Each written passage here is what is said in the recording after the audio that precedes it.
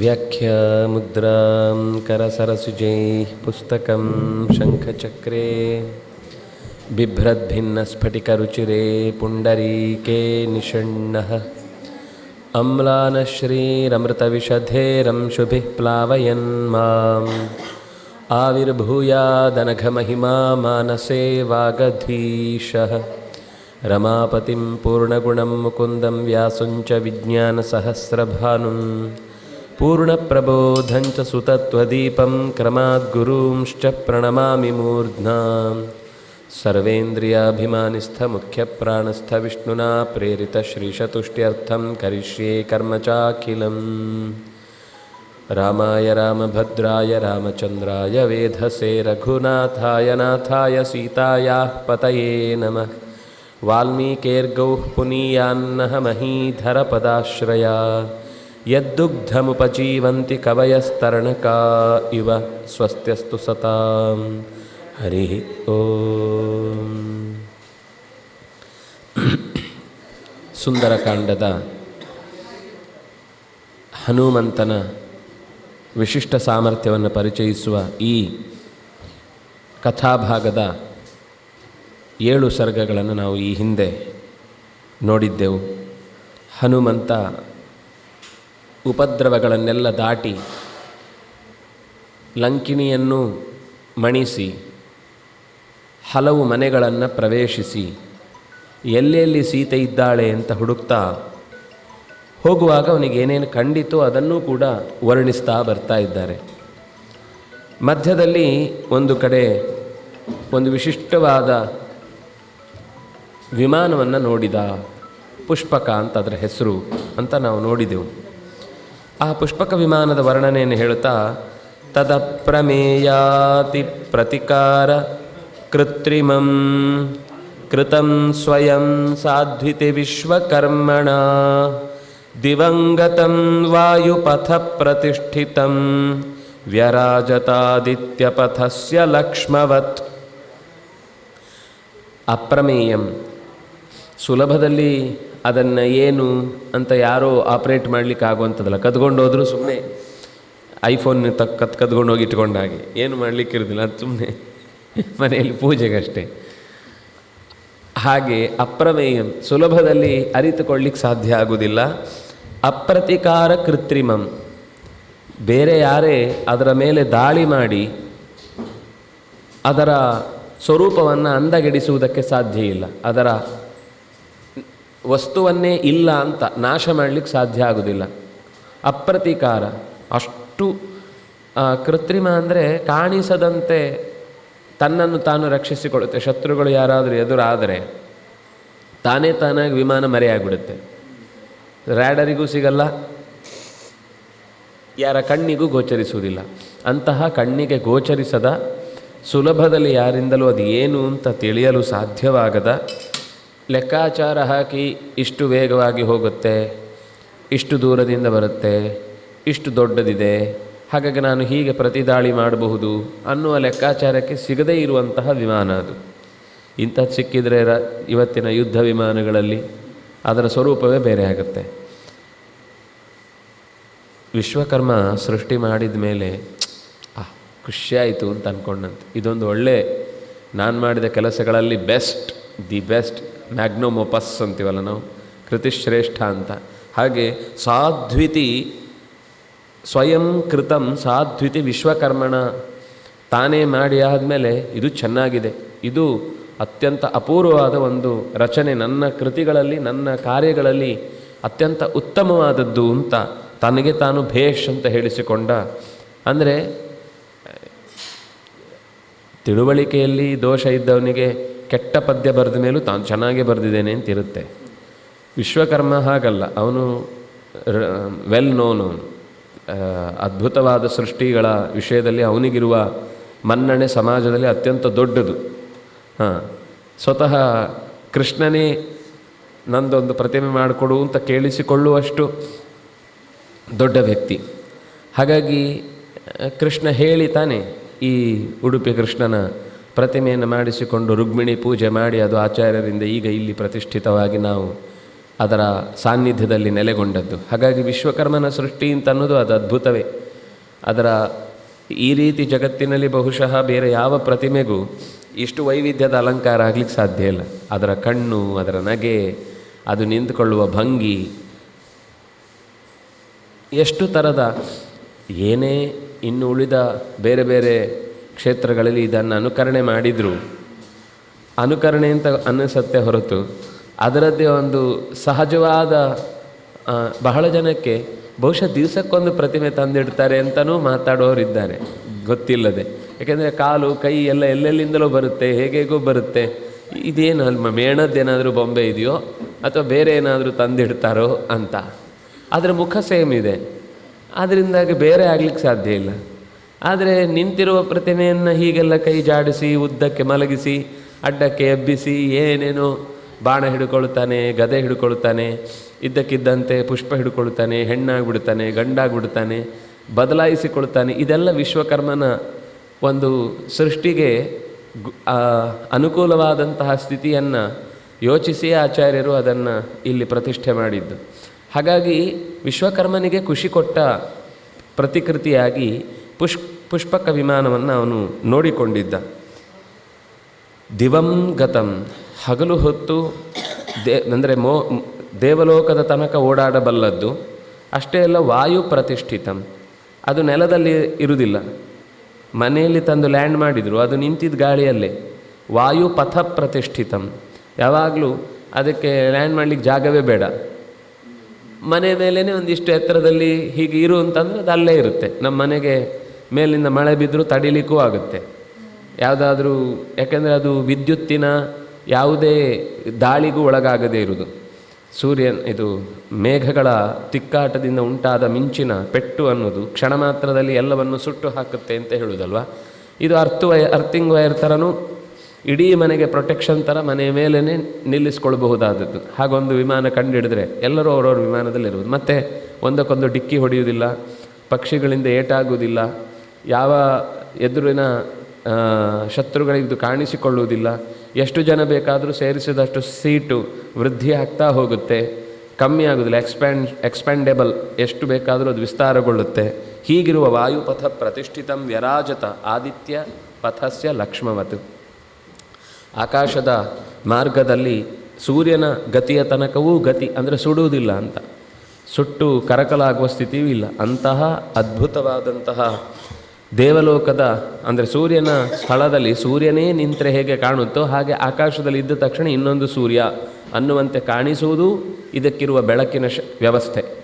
ಬೆಳಕಿನ ವ್ಯವಸ್ಥೆಯೂ ಬೇಕಲ್ವಾ, ಅದಕ್ಕೋಸ್ಕರ ಯಾವ ಬೇರೆ ವ್ಯವಸ್ಥೆ ಇಲ್ಲ. ಅದೇ ಬೆಳಕಾಗಿಯೂ ಇದ್ದಕ್ಕಿದ್ದಂತೆ ಮರೆಯಾಗಿಯೂ ಯಾರಿಂದಲೂ ಕಾಣದಂತೆಯೂ ತನ್ನ ಸಾಮರ್ಥ್ಯವನ್ನು ಉಳಿಸಿಕೊಂಡಿತ್ತು. ಅಂಥದ್ದೊಂದು ವಿಶಿಷ್ಟವಾದ ವಿಮಾನ.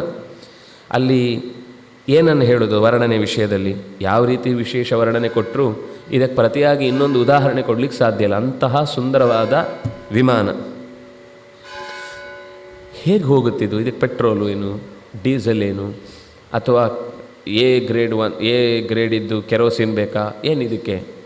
ತಪಸ್ಸಮಾಧಾನ ಪರಾಕ್ರಮಾರ್ಜಿತಂ ಮನಸ್ಸಮಾಧಾನ ವಿಚಾರಚಾರಿಣಂ ಅನೇಕ ಸಂಸ್ಥಾನ ವಿಶೇಷ ನಿರ್ಮಿತಂ ತತಸ್ತತಸ್ತುಲ್ಯ ವಿಶೇಷ ದರ್ಶನಂ. ಇದು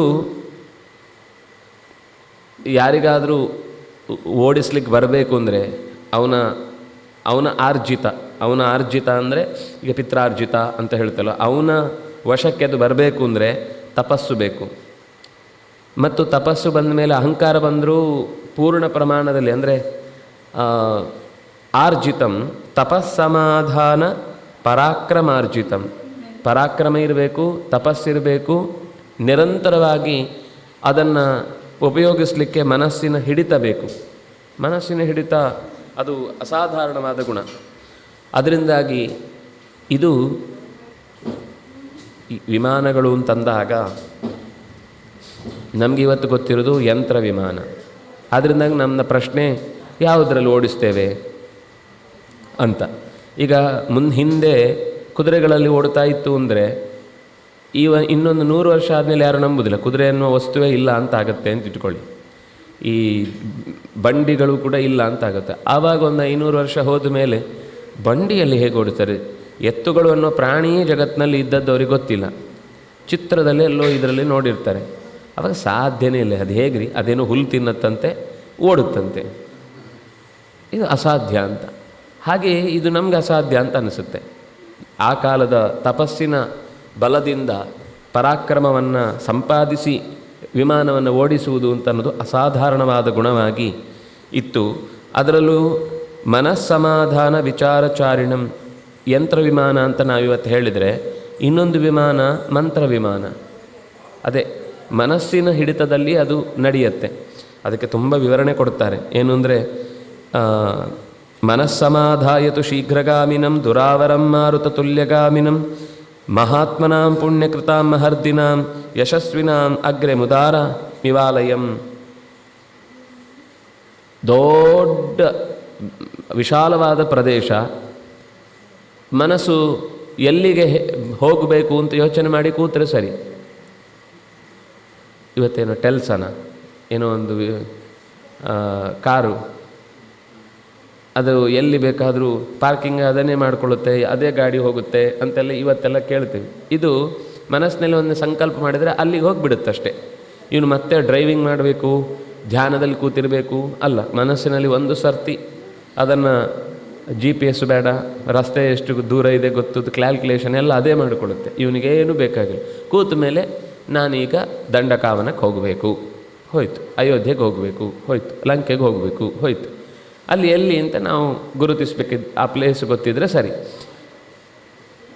ಹಾಗೆ ತಾನು ಬಯಸಿದ ಜಾಗಕ್ಕೆ ಮನಸ್ಸು ಯೋಚಿಸಿದೊಡನೆ ಹೊರಟಾಗಿರ್ತಿತ್ತು ಮನಸ್ಸಿನ ವೇಗ.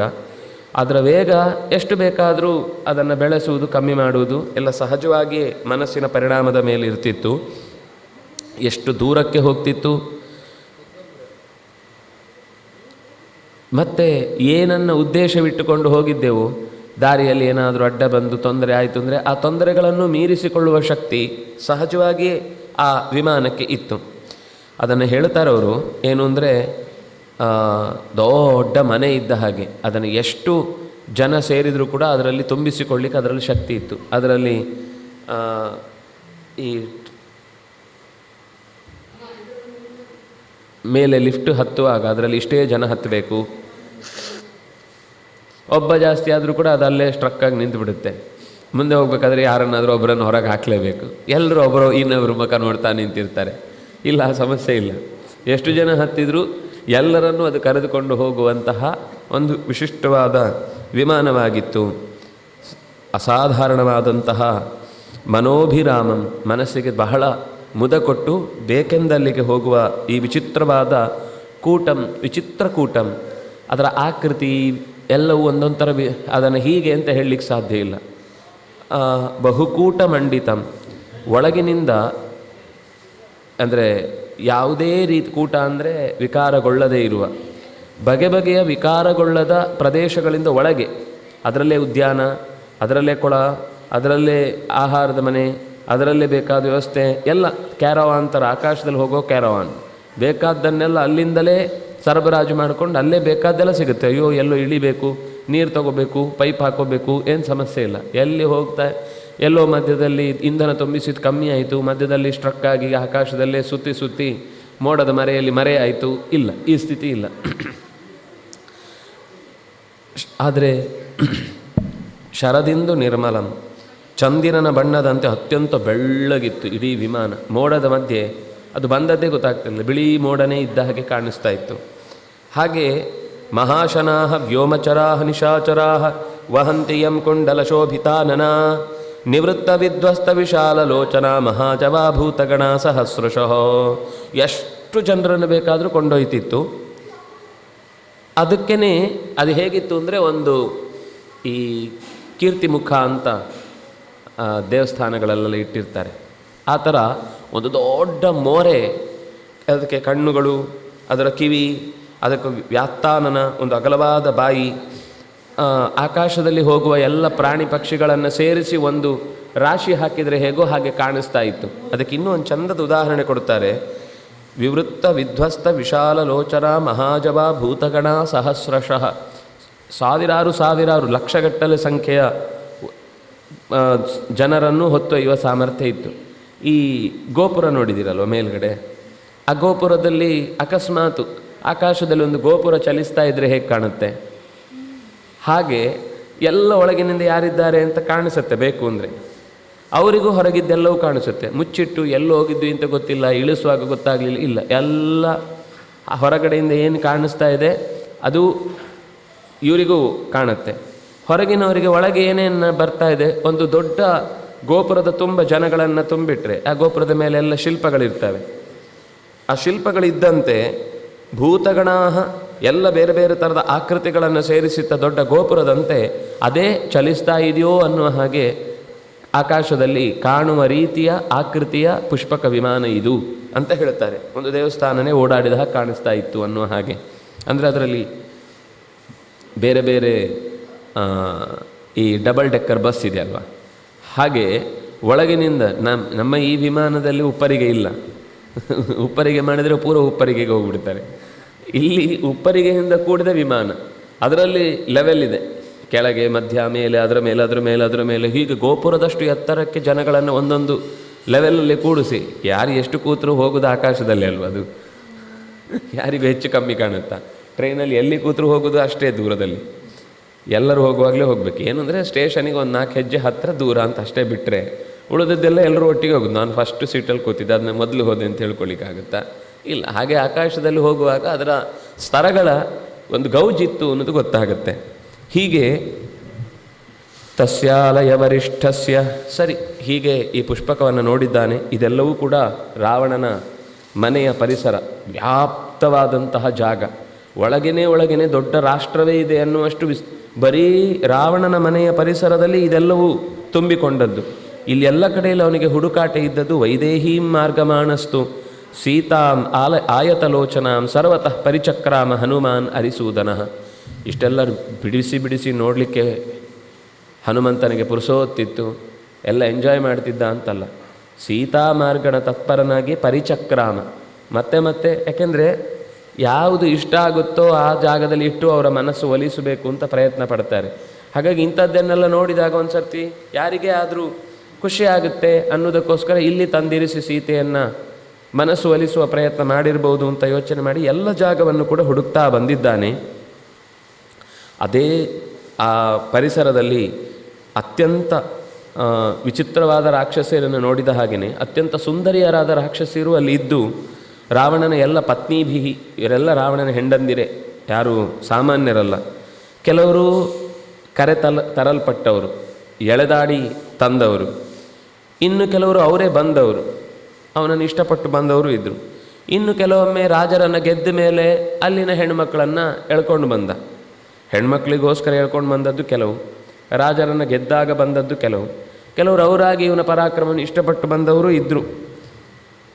ಹೀಗೆ ಅಷ್ಟೆಲ್ಲ ಹೆಣ್ಣು ಮಕ್ಕಳ ರಾಶಿ ಅವನ ಮನೆಯ ಪರಿಸರದ ಸುತ್ತ ಅತ್ತ ಇತ್ತ ಇದ್ದ ಮಧ್ಯದಲ್ಲಿ ಇದು ಕಾಣ್ತಾ ಇದ್ದದ್ದು ಈ ಪುಷ್ಪಕ ವಿಮಾನ. ಅದು ಎಲ್ಲಿದ್ದು ಅಂತ ಅದರ ಒಂದು ಉಲ್ಲೇಖ ಕೊಡ್ತಾ, ಅದು ಹಿಂದೆ ಪರೇಣ ತಪಸಾಲೇಭೆ ಯತ್ ಕುಬೇರ ಪಿತಾಮಹಾತ್, ಚತುರ್ಮುಖನಿಂದ ಕುಬೇರ ಅತ್ಯಂತ ತೀವ್ರವಾದ ತಪಸ್ಸನ್ನು ಮಾಡಿ ಈ ಪುಷ್ಪಕ ವಿಮಾನವನ್ನು ವರವಾಗಿ ಪಡೆದಿದ್ದ. ಆದರೆ ಆ ಕುಬೇರನನ್ನು ತನ್ನ ದರ್ಪದಿಂದ ಜಿತ್ವ ಲೇಭೆ ತದ್ರಾಕ್ಷಸೇಶ್ವರ, ಅವನ ಮೇಲೆ ದಾಳಿ ಮಾಡಿ ಆ ಪುಷ್ಪಕ ವಿಮಾನವನ್ನು ಎಳ್ಕೊಂಡು ಬಂದಿದ್ದ. ಯಾರು? ರಾವಣ. ಜ್ವಲನಾರ್ಕ ಪ್ರತೀಕಾಶಂ ಸುಕೃತಂ ವಿಶ್ವಕರ್ಮಣ ಹೇಮ ಸೋಪಾನ ಸಂಯುಕ್ತಂ ಚಾರು ಪ್ರವರ ವೇದಿಕಂ. ಒಳಗೊಳಗೇನೆ ಬೇರೆ ಬೇರೆಯ ಸ್ಟೇಜ್ಗಳಿದ್ದು, ಸ್ಥಾನಗಳಿದ್ದು, ಹತ್ತಲಿಕ್ಕೆ ಬಂಗಾರದ ಮೆಟ್ಟಿಲೇ ಇತ್ತು. ಕೆಳಗೆ ಅದರ ಆಕಾಶದಲ್ಲಿದ್ದರೆ ಹತ್ತುದು ಹೇಗೆ? ನಮ್ಮ ಈ ವಿಮಾನಕ್ಕೂ ಒಂದು ಮೆಟ್ಲೆ ಇರುತ್ತಲ್ಲ, ಅದನ್ನು ತಂದು ಜಾಯಿಂಟ್ ಮಾಡಿಸ್ತಾರೆ. ಅಥವಾ ಸ್ವಲ್ಪ ಇನ್ನೂ ಸಫೆಸ್ಟಿಕೇಟೆಡ್ ಆದರೆ ಅದರ ಮುಖವೇ ಹೀಗೆ ಕೆಳಗೆ ತೆರ್ಕೊಂಡು ಬಂದರೆ ಅದು ಮೆಟ್ಲಾಗ್ಬಿಡುತ್ತೆ.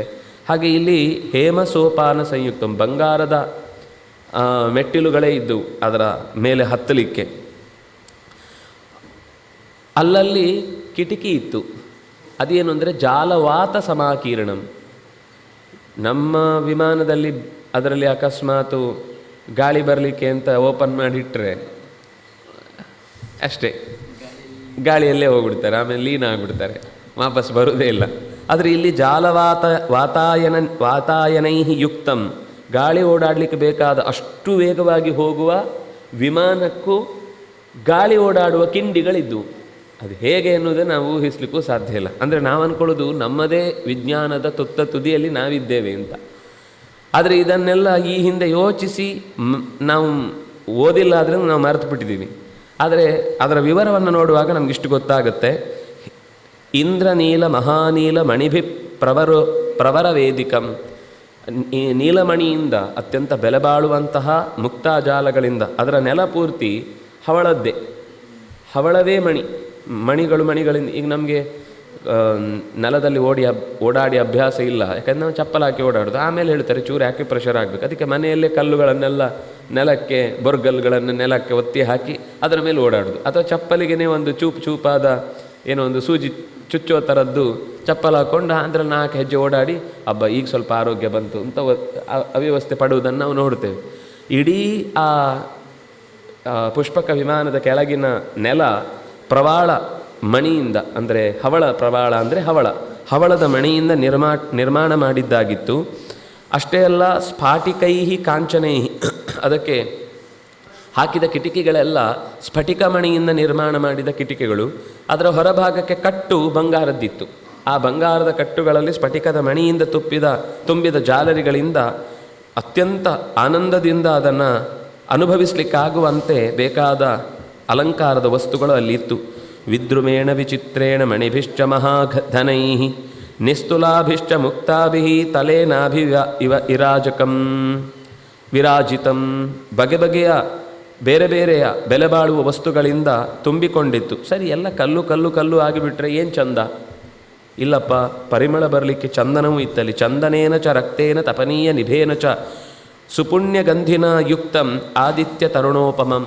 ಅದಕ್ಕೆ ಹಾಕಿದ, ನಾವಿವತ್ತು ರೆಡ್ ವುಡ್ ಅಂತ ಏನು ಹೇಳ್ತೇವೋ, ಅದು ನಿಜವಾಗಿ ಅಲ್ಲಿ ರೆಡ್ ವುಡ್ ಅಂದರೆ ರಕ್ತಚಂದನದ್ದೇ ಅಲಂಕಾರದ ವಸ್ತುಗಳನ್ನು ಅಲ್ಲಲ್ಲಿ ಕಟ್ಟಿದ್ದಾಗಿ ಈ ಪ್ರದೇಶದ ಒಳಗೆ ಕೂತ್ರೆ ತಂಪಿರ್ತಿತ್ತು. ಒಂದು ಮನಸ್ಸಿಗೆ ಒಳ್ಳೆಯ ಘಮ ಪರಿಮಳ, ಆ ಪರಿಮಳದಿಂದಲೂ ಕೂಡ ವ್ಯಾಪ್ತವಾದಂತಹ ಪ್ರದೇಶವಾಗಿ ಇಡೀ ವಿಮಾನ ಶೋಭಿಸ್ತಾ ಇತ್ತು. ಗುಟ್ಟಾದ ಜಾಗಗಳು ಇರ್ತಿದ್ವು, ಕೂಟಾಗಾರ, ಅದು ಅಡಗಿ ಕೂತ್ಕೊಳ್ಳಿಕ್ಕೆ ಬೇಕಾದ ಜಾಗ. ಇನ್ನು ವರಾಕಾರ, ಎಲ್ಲರೂ ಕೂತ್ಕೊಳ್ಳಿಕ್ಕೆ, ವಾಸ ಮಾಡಲಿಕ್ಕಿರುವ ಜಾಗ. ವಿವಿಧೈ ಸಮಲಂಕೃತಂ ವಿಮಾನಂ ಪುಷ್ಪಕಂ ದಿವ್ಯಂ ಆರುರೋಹ ಮಹಾಕಪಿ. ಒಳಗೆ ಎಲ್ಲವನ್ನು ಹತ್ತಿ ನೋಡಿದ ಹನುಮಂತ ಅದರಲ್ಲಿರುವ ಪ್ರತಿಯೊಂದು ಜಾಗಗಳನ್ನು, ಅದು ಕ್ರೀಡಾಂಗಣ ಒಂದು ಕಡೆ, ಉದ್ಯಾನ ಒಂದು ಕಡೆ, ಅದರೊಳಗೆ ಬಣ್ಣ ಬಣ್ಣದ ಬಂಗಾರದ ಬೆಳಕನ್ನು ಚೆಲ್ಲುವ ಗಿಡಗಳು ಆ ವಿಮಾನದ ಒಳಗಡೆ. ಅದಕ್ಕೆ ಸೂರ್ಯನ ಬೆಳಕೆ ಬೇಡ, ಈ ಸೂರ್ಯನ ರೀತಿ ಇರುವ ಅದರ ಮೇಲಿನ ಚಂದ್ರಕಾಂತ ಸೂರ್ಯಕಾಂತ ಮಣಿಗಳಿಂದಲೇ ಸಿಕ್ಕಿದ ಬೆಳಕನ್ನು ನೋಡಿ. ಅದು ಸೂರ್ಯ ಇಲ್ಲದೇ ಇದ್ದಾಗಲೂ ಸೂರ್ಯಕಾಂತ ಮಣಿ ಸೂರ್ಯನ ಕೆಲಸವನ್ನು ಆ ಗಿಡಗಳ ಮೇಲೆ ಅದಕ್ಕೆ ಬೇಕಾದ ಬೆಳವಣಿಗೆಗೆ ಬೇಕಾದ ಕೆಲಸವನ್ನು ಮಾಡುತ್ತೆ. ಚಂದ್ರನ ಕೆಲಸವನ್ನು ಚಂದ್ರಕಾಂತ ಮಣಿ ಮಾಡುತ್ತೆ. ಹೀಗೆ ಆಯಾ ಮಣಿಗಳಿಂದ ಒಳಗೆ ಗಿಡಗಳನ್ನು ಬೆಳೆಸುವಂತಹ ವ್ಯವಸ್ಥೆ. ಸೂರ್ಯನೇ ಇಲ್ಲದೆ, ಚಂದ್ರನೇ ಇಲ್ಲದೆ, ಅಂದರೆ ಇಲ್ಲದೆ ಹೋಗೋದಂದ್ರೆ ಇದ್ದಾನೆ, ಒಳಗಿನಿಂದ ಆ ಬೆಳಕನ್ನು ತರುವುದು ಹೇಗೆ ಅಂತ. ಯಾಕೆಂದರೆ ಹೊರಗಿನಿಂದ ಯಾವುದೂ ಕೂಡ ಒಳಗೆ ಪ್ರವೇಶ ಮಾಡಲಿಕ್ಕಾಗದ ರೀತಿಯಲ್ಲಿದ್ದ ವ್ಯವಸ್ಥೆಯಲ್ಲಿ ಹೇಮಜಾಲ ವಿಭೂಷಿತಂ, ಎಲ್ಲವೂ ಅಲ್ಲಿ ಅದ್ಭುತವಾಗಿತ್ತು. ಯಾರನ್ನೇ ಅಲ್ಲಿರುವ ಗಂಧ, ಅಲ್ಲಿರುವ ಬಣ್ಣ, ಅಲ್ಲಿರುವ ಆ ಆಕೃತಿಗಳು ಇತಯೇಹಿ ಇತ್ಯವೋಚತ, ಇಲ್ಲಿಗೆ ಬಾ ಅಂತ ಪ್ರತಿಯೊಂದು ಪ್ರದೇಶವೂ ಕೂಡ ತನ್ನೆಡೆಗೆ ಬಾ ಅಂತ ಕರೆಯುವಂತೆ ಆ ಕೋಣೆಗಳು, ಆ ಪ್ರದೇಶಗಳು ಅಷ್ಟು ಆಕರ್ಷಕವಾಗಿತ್ತು. ಇತಿ ಉವಾಚ ಇವ ತತ್ರ ಸ ರಾವಣಃ ಮಣಿಸೋಪಾನ ವಿಕೃತಾಂ ಹೇಮಜಾಲ ವಿಭೂಷಿತಂ ಸ್ಫಾಟಿಕೈ ಆವೃತತಲಾಂ ದಂತಾಂತರಿತ ರೂಪಿಕಾಂ. ಅದು ಹಲ್ಲುಗಳನ್ನು ಜೋಡಿಸಿಟ್ಟ ಹಾಗೆ ಆ ಮಣಿಗಳೆಲ್ಲ. ಕೆಲವೊಮ್ಮೆ ಹಲ್ಲನ್ನು ವರ್ಣನೆ ಮಾಡುವಾಗ ಇದನ್ನು ಹೇಳ್ತಾರೆ. ಇದು ಅಂದರೆ ಅಂಥ ಹಲ್ಲಾಗಿದ್ದರೆ ಮಾತ್ರ ಆಗುತ್ತೆ. ಇವತ್ತಿನ ಹಲ್ಲು ಅಂದರೆ ಅದು ಜೋರಾಗಿ ನಕ್ಕರೆ ಉದುರಿ ಬೀಳುವ ಹಾಗೆ ಇರುತ್ತೆ, ಅಷ್ಟು ಗಟ್ಟಿ ಇರುತ್ತೆ ನಮ್ಮದು. ಅಲ್ಲಿ ಹೇಳಿದ್ದು ಒಂದಕ್ಕೊಂದು ಜೋಡಣೆ ಹೇಗೆ ಅಂದರೆ ಅದು ಕದಲುವುದೇ ಇಲ್ಲ, ಅಲ್ಲಾಡುವುದೇ ಇಲ್ಲ. ಅಂತಹ ರೀತಿಯಲ್ಲಿ ನಡುವೆ ಬಣ್ಣದ ವಸ್ತುಗಳ ನಡುವೆ ಬೆಳ್ಳಗಿನ ಸ್ಫಟಿಕದ, ಅಂದರೆ ತುಟಿ ಅರಳಿಸಿದಾಗ ಹಲ್ಲು ಮಾತ್ರ ಕಂಡ್ರೆ ಅದು ಪ್ರವಾಳ ಮಣಿಯ ನಡುವೆ ಸ್ಫಟಿಕವನ್ನು ಜೋಡಿಸಿದಂತೆ ಕಾಣ್ತಾ ಇತ್ತು. ಇಡೀ ಸೆಟ್ ಮೇಲೆ ಪೂರ್ತಿ ಹವಳದ ಸಾಲು, ಮಧ್ಯದಲ್ಲಿ ಸ್ಫಟಿಕದ ಸಾಲು. ಅದು ನಕ್ಕ ಹಾಗೆ ಇತ್ತಂತೆ, ಹಲ್ಬಿಟ್ಟು ಈ ಅಂತ.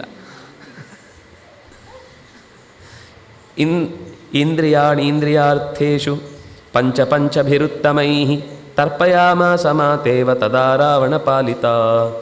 ಅದರ ಒಳಗಿನ ಜಾಗಗಳನ್ನು ನೋಡಿಕೊಂಡು ಬಂದು ಹೊರಗೆ ಬಂದಾಗ ಮತ್ತೊಂದು ವಿಶಾಲವಾದ ಶಾಲೆ ಕಂಡಿತು. ಶಾಲಾ ಅಂದರೆ ನಮ್ಮ ಶಾಲೆ ಅಂತ ಅದು ನಾವು ಅರ್ಥ ಮಾಡ್ಕೊಂಡು, ಅದು ಒಂದು ಶಾಲೆ ಹೌದು. ಭೋಜನ ಶಾಲೆ ಇದೆ, ಅಲ್ಲಿ ಯಾರು ಓದ್ತಾರೆ. ಪರ್ಣಶಾಲೆ ಇದೆ, ಅಲ್ಲಿ ಯಾರು ಓದ್ತಾರೆ. ಅಡಿಗೆ ಶಾಲೆ, ಪಾಕಶಾಲೆ ಇದೆ, ಅಲ್ಲಿ ಯಾರು ಓದ್ತಾರೆ. ಶಾಲಾ ಅಂದರೆ ವಿಸ್ತಾರವಾದ, ಅಗಲವಾಗಿ ಬಹಳ ಜನ ಕೂಡಲಿಕ್ಕೆ ಯೋಗ್ಯವಾದ ಸ್ಥಳ ಅಂತ. ನಮ್ಮದಿವತ್ತು ಶಾಲೆ ಅಂದರೆ ಅದು ಕೋಣೆ, ಇಷ್ಟು ಚಿಕ್ಕ ಚಿಕ್ಕದಾಗಿ, ಹೊರಗಿನ ಪ್ರಪಂಚ ಕಾಣಲೇಬಾರ್ದು. ಅದರೊಳಗೆ ಎ ಸಿ, ಬಂದರೆ ಕಿಟಕಿಯಿಂದ ಒಂದೆರಡು ಸೂರ್ಯನ ಬೆಳಕು, ಬಂದರೆ ಆಶ್ಚರ್ಯ, 24 ಗಂಟೆ ಲೈಟು. ಅದು ಶಾಲೆನೇ ಅಲ್ಲ. ಶಾಲಾ ಅಂದರೆ ಯಾವತ್ತೂ ಕೂಡ ಪ್ರಕೃತಿ ಕಾಣಬೇಕು, ಹೊರಗಿನ ಗಾಳಿ ಬೀಸಬೇಕು, ವಿಸ್ತಾರವಾದಂಥ ಮನಸ್ಸು ಬೆಳೀಬೇಕು. ಅಂದರೆ ವಿಸ್ತಾರವಾದ ಜಾಗದಲ್ಲಿ ಕೂತು ಕಲಿಬೇಕು. ಇದು ಚಂದ್ರ ಶಾಲೆ. ಅಗಲವಾಗಿರಬೇಕು, ಕೂತ್ಕೊಳ್ಳಿಕ್ಕೆ ಆರಾಮ ಅನ್ನಿಸ್ಬೇಕು. ಅಂದರೆ ಹೀಗೆ ಶಾಲಾ ಅನ್ನೋದು ಮನಸ್ಸಿನ ವೈಶಾಲ್ಯವನ್ನು ಹೇಳಲಿಕ್ಕೋಸ್ಕರದು. ಅದೇ ವಿಶಾಲ. ಮನಸ್ಸು ವಿಶಾಲ ಆಗಬೇಕು ಅಂದರೆ ಮಕ್ಕಳು ಕಲಿಯುವ ಜಾಗವು ಶಾಲಾ ಆಗಿರಬೇಕು. ಇದು ಕೋಣೆ ಒಳಗೆ ಕೂಡಿಸಿ ಬಿಲ್ಡಿಂಗ್ ಮೇಲೆ ಬಿಲ್ಡಿಂಗ್, ಬಿಲ್ಡಿಂಗ್ ಮೇಲೆ ಬಿಲ್ಡಿಂಗ್, ಆಟದ ವ್ಯವಸ್ಥೆ ಇದೆ. ಎಲ್ಲ ಕಂಪ್ಯೂಟ್ರಲ್ಲಿದೆ. ಅಲ್ಲೇ ಶಟ್ಲ್ ಆಡ್ಬೋದು, ಅಲ್ಲೇ ಕ್ಯಾರಮ್ ಮಾಡ್ಬೋದು, ಅಲ್ಲೇ ಎಲ್ಲ ಆಡ್ಬೋದು, ಎಲ್ಲ ಅಲ್ಲೇ. ಮಕ್ಕಳಿಗೆ ಯಾರೋ ಒಬ್ಬರು ಹೇಳಿದ್ರಂತೆ, ಸಿಕ್ಕಾಪಟ್ಟೆ ತೂಕ ಬಂದಿದ್ದಾನೆ ಅಂತ, ಚೆನ್ನಾಗಿ ಆಡಬೇಕಪ್ಪ ಅಂತ ಡಾಕ್ಟ್ರು ಸಜೆಷನ್ ಕೊಟ್ಟರೆ. ಅಂದ. ಇನ್ನೊಂದು ಸಲ ಬಂದಾಗ ಮತ್ತೂ ದಪ್ಪಾಗಿದೆ. ಏನು ಆಡ್ತಾಯಿದ್ದೆ? ಎಲ್ಲ ಆಡ್ತಾಯಿದ್ದೀನಿ. ಎಲ್ಲಿಂದ? ಕಂಪ್ಯೂಟ್ರಲ್ಲಿ. ದೇಹಕ್ಕೆ ಶ್ರಮ ಕೊಟ್ಟರೆ ಮಾತ್ರ ಅದು ಕೆಲಸ ಆಗೋದು. ಮನಸ್ಸು ಮತ್ತು ದೇಹಕ್ಕೆ ಎರಡಕ್ಕೂ ಸರಿಯಾಗಿ ಕ್ರಿಯೆ ಕೊಟ್ಟರೆ ಮಾತ್ರ ಮನಸ್ಸು ವಿಕಾಸ ಆಗುತ್ತೆ, ದೇಹ ಗಟ್ಟಿಯಾಗುತ್ತೆ. ನಾವಿವತ್ತು ಮಕ್ಕಳನ್ನು ಬಹಳ ಆತ್ಮೀಯವಾಗಿ ಅವರನ್ನು ಪ್ರೀತಿಸುವ ಭರದಲ್ಲಿ ಮನೆಯ ಹೊರಗಡೆ ಬಿಡುವುದಿಲ್ಲ ಅನ್ನೋದು ನಮ್ಮ ಕಾಳಜಿ ಅನ್ಕೋತೇವೆ. ಹೌದು, ಅಪಾಯ ಆಗುತ್ತೆ, ಅಪಾಯದಿಂದ ರಕ್ಷಿಸಬೇಕು ಅನ್ನೋದೆಲ್ಲ ಸತ್ಯ. ಆದರೂ ಕೂಡ ವಿಸ್ತಾರವಾದ ಜಾಗಕ್ಕೆ ಮಕ್ಕಳು ಹೋಗದೇ ಇದ್ದರೆ ಮನಸ್ಸು ಸಂಕೋಚ ಆಗುತ್ತೆ. ನೀವು ಗಮನಿಸಬೇಕಾದ್ರೆ ಆ ಹಳ್ಳಿಯಲ್ಲಿ ಬೆಳೆದ ಮಕ್ಕಳಲ್ಲಿರುವಂತಹ ಸಹಾಯ ಮಾಡುವ ಗುಣ ಅಥವಾ ಬೇರೆಯವರ ಜೊತೆಗೆ ಬೆರೆಯುವ ಗುಣ, ಪೇಟೆಯಲ್ಲಿ ಒಂದು ಸಣ್ಣ ಸಣ್ಣ ಪೊಟರೆಯೊಳಗೆ ಮೊಟ್ಟೆಯನ್ನಿಟ್ಟು ಶಾಖ ಕೊಡಲಿಕ್ಕೆ ಮರಿಗಳನ್ನಿಟ್ಟ ಹಾಗೆ ಇಟ್ಟ ಜಾಗದಿಂದ ಬೆಳೆದು ಬಂದವುಗಳು ತುಂಬ ಸಂಕುಚಿತ ಬುದ್ಧಿಯುಗಳೇ ಆಗ್ತವೆ. ಬೇಗ ಮತ್ತೆ ಕೆಟ್ಟದ್ದಕ್ಕೆ ಬಲಿಯಾಗಿಬಿಡ್ತವೆ. ಇವುಗಳಿದ್ದರೆ ಏನಾದರೂ ಪ್ರಶ್ನೆ ಕೇಳಿದ್ರೆ ಇವ್ರು 4 ವಾಪಸ್ ಪ್ರಶ್ನೆ ಕೇಳ್ತಾರೆ. ಇವರು 1 ಪ್ರಶ್ನೆ ಕೇಳಿದ್ರೆ 10 ಉತ್ತರ ಕೊಡ್ತಾರೆ. ಮೈ ನೇಮ್ ಈಸ್, ಯಾಕೆ ಟೀಚರಲ್ಲಿ ಏನು ಹೇಳ್ಕೊಟ್ಟಿರ್ತೋ ಅದನ್ನೆಲ್ಲ ಯಾವ ಮನೆ, ಯಾರು ಅಪ್ಪ, ಯಾರು ಅಮ್ಮ, ಅವರು 1 ಪ್ರಶ್ನೆ ಕೇಳಿದ್ರೆ 10 ಉತ್ತರ ಕೊಡ್ತಾರೆ. ಇವರು ಹಾಗಲ್ಲ, 1 ಪ್ರಶ್ನೆ ಕೇಳಿದ್ರೆ 10 ಪ್ರಶ್ನೆ ವಾಪಸ್ ಕೇಳ್ತಾರೆ. ನಿಮ್ಗೆ ಯಾಕೆ? ನನ್ನ ಹೆಸರು, ನಾನು ಎಲ್ಲಿ ಓದಿದರೆ ನಿಮಗೇನು? ಅಂದರೆ ತನ್ನನ್ನು ಪ್ರೊಟೆಕ್ಟ್ ಮಾಡಿಕೊಳ್ಳುವ ಯೋಚನೆ ಸಹಜವಾಗಿ ವಿಸ್ತಾರವಾದ ಯೋಚನೆಯಲ್ಲಿ ಇವರು ಯಾಕೆ ಕೇಳ್ತಿದ್ದಾರೆ ಅಂತ ಯೋಚನೆ ಬರುತ್ತೆ. ಅದು ಹಾಗಲ್ಲ, ಅದು ಡಿಸಿಪ್ಲಿನ್ಡ್. ಅದು ಒಂದು ಕಂಪ್ಯೂಟರ್ ಮಧ್ಯೆ ಮತ್ತೊಂದು ಕಂಪ್ಯೂಟರ್, ಅದಕ್ಕೆ ಸ್ವಂತದ ಪ್ರಜ್ಞೆ ಇಲ್ಲವೇ ಇಲ್ಲ. ಫೀಡ್ ಮಾಡಿದ ಮಾತ್ರ ಹೇಳುತ್ತೆ ಅನ್ನುವ ಸ್ಥಿತಿ. ನಾನು ಹೇಳ್ತಾ ಇರೋದು ತಮಾಷೆ ಮಾಡ್ತೇನೆ. ಎಲ್ಲಿಯೂ ಚೆನ್ನಾಗಿ, ಯಾಕಂದರೆ ಮನೆಯ ಪರಿಸರ ಚೆನ್ನಾಗಿ ಇದ್ದು ಬಿಟ್ಟರೆ, ಕೆಲವೊಮ್ಮೆ ಹಳ್ಳಿಗೆ ಹೋಗಿ ಬರುವ ಅಭ್ಯಾಸ ಇದ್ದು ಬಿಟ್ಟರೆ ಕೆಲವು ಮಕ್ಕಳು ಪೇಟೆಯಲ್ಲೂ ಚೆನ್ನಾಗಿರ್ತಾವೆ, ಇಲ್ಲ ಅಂತ ಹೇಳಲ್ಲ. ಆದರೆ ಹೆಚ್ಚಿನ ಅಂಶದಲ್ಲಿ ಅವ್ಯವಸ್ಥೆ ಆಗುವುದಕ್ಕೆ ಕಾರಣ ಏನು ಅಂದರೆ ಸಂಕುಚಿತವಾದ ಮನಸ್ಥಿತಿ ಬರುವುದಕ್ಕೆ ಕಾರಣ ಸಂಕುಚಿತವಾದ ಪ್ರದೇಶಗಳಲ್ಲಿ ಮಕ್ಕಳ ಇವತ್ತಿನ ಅಧ್ಯಯನ.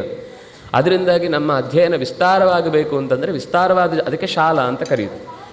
ರಾವಣನ ಶಾಲೆ ಇದು ಶಾಲೆ ಅಂದರೆ ಪಾಠಶಾಲೆ ಅಲ್ಲ, ಪಾಕಶಾಲೆಯೂ ಅಲ್ಲ, ಎಲ್ಲ ಇದ್ದ ಶಾಲೆ. ಎಲ್ಲವೂ ಸೇರಿದ ಒಂದು ವಿಸ್ತಾರವಾದ ಜಾಗ ಇತ್ತು. ಆ ಜಾಗ ಎಲ್ಲ ಇಂದ್ರಿಯಗಳಿಗೂ ಬೇಕಾದ ವಿಷಯ ಪದಾರ್ಥಗಳನ್ನು ಕೊಡುವ ಸಾಮರ್ಥ್ಯ ಉಳ್ಳದ್ದಾಗಿತ್ತು. ಏನು ಬೇಕಾದರೂ ತಿನ್ನಿ ತೇಗಿ ಕುಡೀರಿ, ಇಷ್ಟೇ ಅಲ್ಲಿಯ ಸ್ವಭಾವ. ಅಂದರೆ ಸ್ವೇಚ್ಛೆ, ಬೇಕಾದ ಸ್ವೇಚ್ಛೆಯನ್ನು ತರ್ಪಯಾಮಾಸ. 5 ಇಂದ್ರಿಯಗಳಿಗೆ, ಶಬ್ದ ಸ್ಪರ್ಶ ರೂಪ ರಸಗಂಧಗಳನ್ನು 5 ಇಂದ್ರಿಯಗಳಿಗೆ ಉಣಬಡಿಸುವಂತಹ ವಿಶಿಷ್ಟವಾದ ಪ್ರದೇಶವಾಗಿತ್ತು. ಹೇಗೆ ಅಂದರೆ ಚಿಕ್ಕ ಮಗುವಿಗೆ ಅದಕ್ಕೆ ತಾನೇ ಏನು ಮಾಡಿಕೊಳ್ಳಿಕ್ಕೆ ಆಗೋದಿಲ್ಲ ಅನ್ನುವ ಕಾರಣಕ್ಕೆ ತಾಯಿ ಹೇಗೆ ನೋಡಿಕೊಳ್ತಾಳೋ ಹಾಗೆ ಅಂತ. ಅಂದರೆ ಅದರ ಆ ಶಾಲೆಯ ಸ್ಥಿತಿ ಅನ್ನೋದು ಅಷ್ಟು ಚೆನ್ನಾಗಿತ್ತು. ಬಳಸಿಕೊಳ್ಳೋರು ಹೇಗಿದ್ದರೂ ಅದು ಬೇರೆ ಪ್ರಶ್ನೆ. ಆದರೆ ಅಲ್ಲಿ ಏನು ಕೇಳಿದ್ರೂ ಸಿಗುತ್ತೆ ಅನ್ನುವ ರೀತಿಯ ಒಂದು ವಿಶಿಷ್ಟವಾದಂತಹ ಪರಿಸರದ ನಿರ್ಮಾಣ ರಾವಣನಿಂದ ನಿರ್ಮಾಣಗೊಂಡಿತ್ತು, ರಕ್ಷಣೆಗೆ ಒಳಪಟ್ಟಿತ್ತು.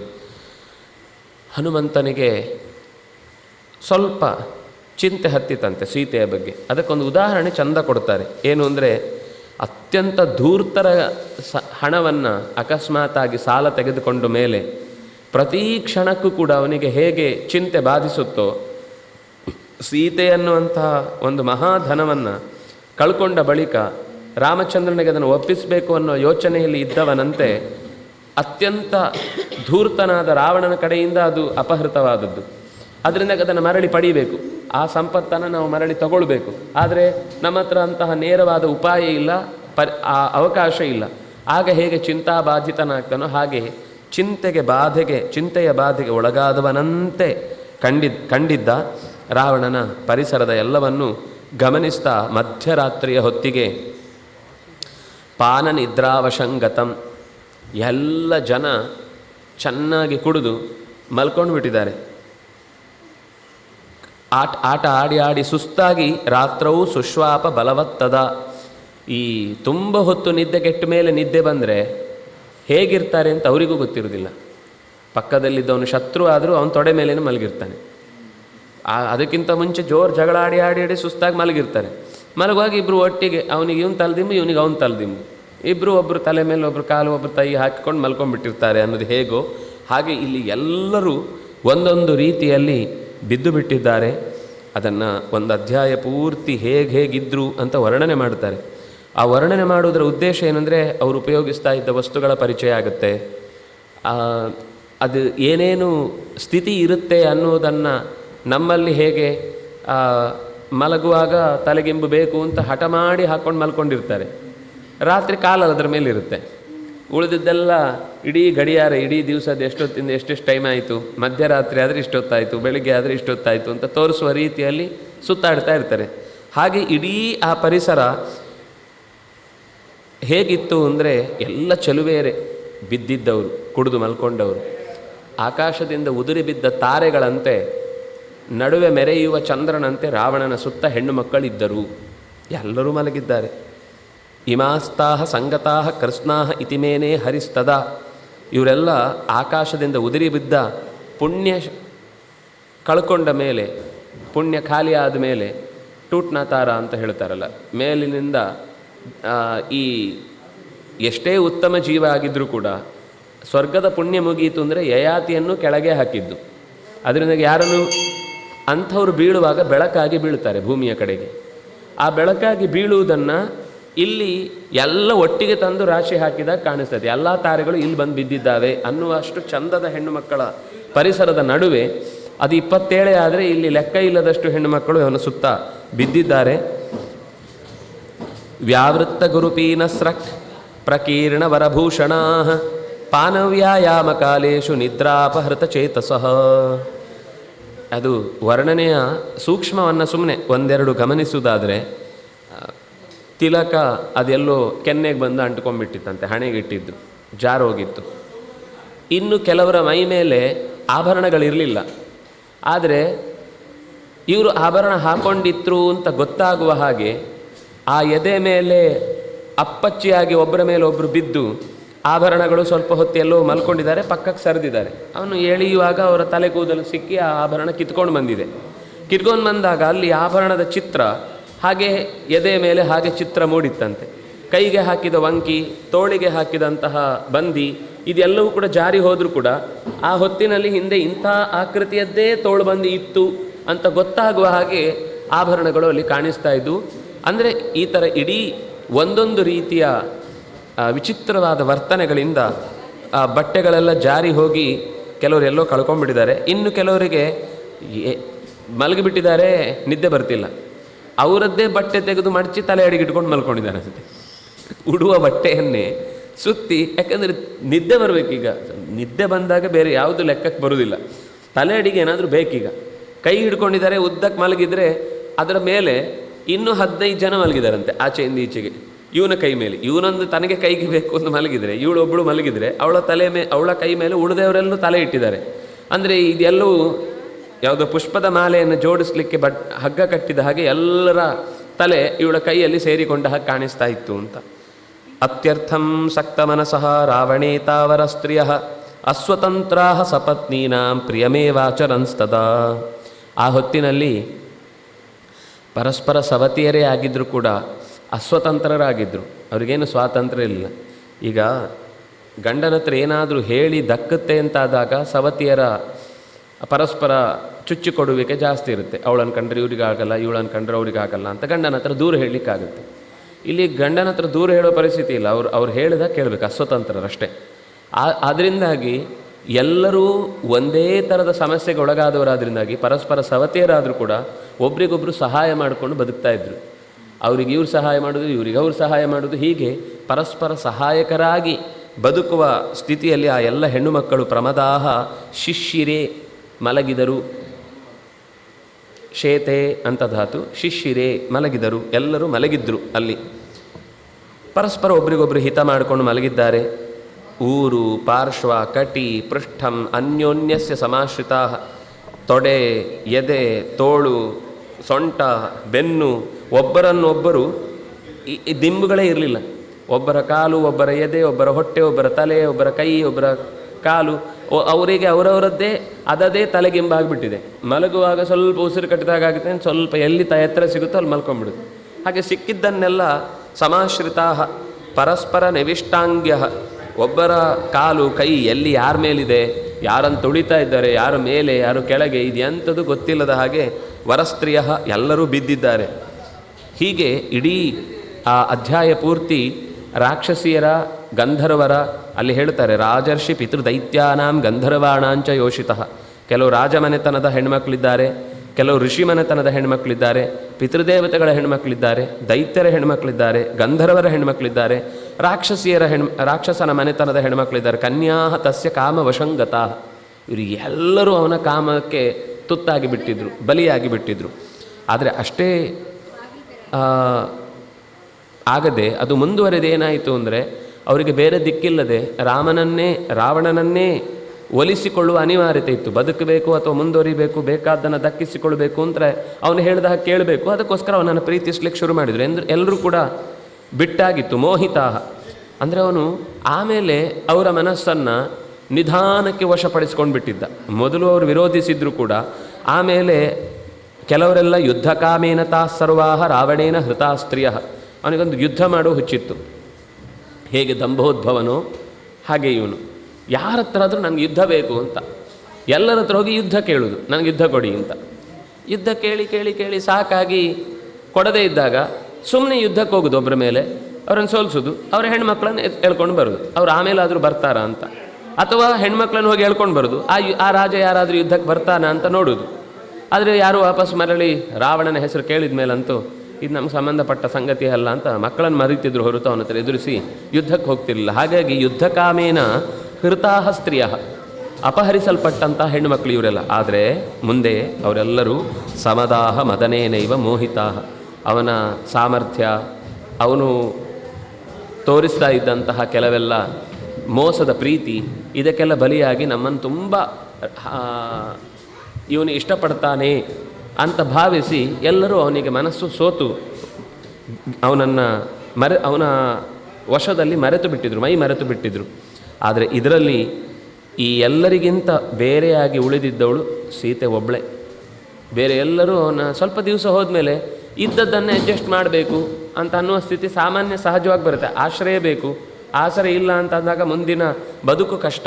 ಅಂತಹ ಕಷ್ಟದ ಬದುಕನ್ನು ಕೂಡ ಕೊನೆಗೆ ಅವನ ಜೊತೆಗೆ ಹಾಗೆ ಇದ್ದಂತೆ ಪ್ರೀತಿಯಿಂದ ಕಳೆದ್ರೆ ಅದಾದರೂ ಸುಖ ಸಿಗುತ್ತಲ್ವ ಅಂತ ಯೋಚಿಸಿ ಎಲ್ಲರೂ ಮೈ ಮರೆತರೆ ಇವಳು ಮಾತ್ರ ಹಾಗೆ ಯಾವತ್ತೂ ಬುದ್ಧಿಯನ್ನು ಕೆಡಿಸಿಕೊಳ್ಳದವಳು ಅಂತಿದ್ದರೆ ಅದು ರಾಮನ ಮಡದಿಯಾದಂಥ ಸೀತೆ ಮಾತ್ರ ಅಂತ ಯೋಚಿಸಿ ಅಂಥವಳನ್ನು ನಾನು ಹುಡುಕಬೇಕು. ಮುಂದೆ ಅದಕ್ಕೊಂದು ತನಗೆ ಒಂದು ಪ್ರಶ್ನೆ ಮಾಡಿಕೊಳ್ತಾನೆ, ಇಷ್ಟೆಲ್ಲ ಜನರ ನಡುವೆ ಓಡಾಡ್ತಾ ಇದ್ದೇನೆ ನಾನು. ಪುನಶ್ಚ ಸೋಚಿಂತಯತ್ ಆರ್ತರೂಪ ಧ್ರುವಂ ವಿಶಿಷ್ಟ ಗುಣತೋ ಹಿ ಸೀತಾ. ಹೀಗೆ ಸೀತೆ ಇವರೆಲ್ಲರಂತೆ ಸ್ವಲ್ಪ ದಿವಸ ಆದಮೇಲೆ ಯಾರಾದ್ರೇನು ಒಟ್ಟು ಜೀವನ ಆಗಬೇಕು, ಇಲ್ಲಾಂದರೆ ಇದನ್ನು ಕಳ್ಕೊಳ್ಬೇಕಾ ಅನ್ನುವ ಸ್ಥಿತಿಗೆ ಬಾರದ ಗುಣದಿಂದ ಅತ್ಯಂತ ಹಿರಿಯಳೆನಿಸಿದ ಸೀತೆಯ ಸಂಗತಿಯನ್ನು ನಾನೀಗ ತಿಳ್ಕೊಳ್ಬೇಕು. ಅಸ್ಯಾಂ ಕೃತವಾನ್ ಮಹಾತ್ಮ ಲಂಕೇಶ್ವರ ಕಷ್ಟಂ ಅನಾರ್ಯ ಕರ್ಮ. ಇವರೆಲ್ಲ ಕೊನೆಗೆ ಸುಖವಾಗಿ ರಾವಣನ ಜೊತೆಗೆ ಇದ್ದು ಬಿಟ್ಟಿದ್ದಾರೆ. ಆದರೆ ಈ ಸುಖ ಸಿಗದೇ ಇರುವಂಥದ್ದು ಕೇವಲ ಸೀತೆಗೆ ಮಾತ್ರ. ಇದು ರಾಮನ ಜೊತೆಗೆ ಆಕೆ ಇದ್ದು ಇವರೆಲ್ಲ ಹೇಗೆ ಮೈ ಮರೆತು ಸುಖವಾಗಿದ್ದಾರೋ ಆ ಸುಖ ಸೀತೆ ರಾಮನ ಜೊತೆಗೆ ಇರುವಂತೆ ಆಗಬೇಕು. ಅದಕ್ಕಾಗಿ ನಾನು ಸೀತೆಯನ್ನು ಹುಡುಕಬೇಕು. ಅನಾರ್ಯ ಕರ್ಮ, ಸಜ್ಜನರು ಮಾಡದ ಕೆಲಸ ಇದು. ಅದನ್ನು ನೀವು ನಡೆಸಿದ್ದಾನೆ. ಇಂತಹ ಕರ್ಮಕ್ಕೆ ಪ್ರತಿಯಾಗಿ ಸೀತೆ ಇದರಿಂದ ಬಾಧೆಗೊಳಗಾಗಬಾರ್ದು. ಮಾಡಿದ ತಪ್ಪು ಅವನು ಯಾರು ರಾವಣ ಮಾಡಿದ ತಪ್ಪು, ಅದರ ಕೆಟ್ಟ ಅನುಭವವನ್ನು ಇವನು ಆನಂದವಾಗಿ ಬೇರೆಯವ್ರ ಜೊತೆಗಿದ್ದಾನೆ, ಅವಳು ಮಾತ್ರ ಕಷ್ಟಪಡ್ತಾ ಇರೋದು. ಈ ಕಷ್ಟವನ್ನು ಪರಿಹರಿಸಿ ಸೀತೆಯನ್ನು ರಾಮನ ಜೊತೆಗೆ ಸೇರಿಸಬೇಕಾದುದು ನನ್ನ ಕರ್ತವ್ಯ ಅಂತ ಅವಳು ಹೀಗೆ ಭಾವಿಸ್ತಾಳೆ. ಇದರ ನಂತರ ಅದರ ಬೇರೆ ಬೇರೆ ವರ್ಣನೆಗಳನ್ನು ಮತ್ತೆ ಎಲ್ಲೆಲ್ಲಿಂದ ಯಾರ್ಯಾರನ್ನು ಎಲ್ಲಿ ಕರ್ಕೊಂಡು ಬಂದಿದ್ದ ಅನ್ನುವ ಅಂಶಗಳನ್ನೆಲ್ಲ ಹೇಳ್ತಾ ಸೀತೆಯನ್ನು ಹುಡುಕಾಟದ ಮತ್ತೊಂದು ಕೆಲವು ಅಂಶಗಳನ್ನು ಇಲ್ಲಿ ಹೇಳ್ತಾರೆ. ಅದನ್ನು ಮತ್ತೆ ನಾಳೆಯ ದಿವಸದ ಚಿಂತನೆಯಲ್ಲಿ ಕೇಳೋಣ ಅಂತ ಹೇಳ್ತಾ, ಕಾಯೇನ ವಾಚಾ ಮನಸಾ ಇಂದ್ರಿಯರ್ವಾ ಬುದ್ಧಿಯ ಆತ್ಮನಾವ ಅನುಸೃತ ಸ್ವಭಾವ ಕರೋಮಿ ಯದ್ಯತ್ ಸಕಲಂ ಪರಸ್ಮೈ ನಾರಾಯಣ ಇತಿ ಸಮರ್ಪಯಾಮಿ. ಶ್ರೀಕೃಷ್ಣಾರ್ಪಣಮಸ್ತು.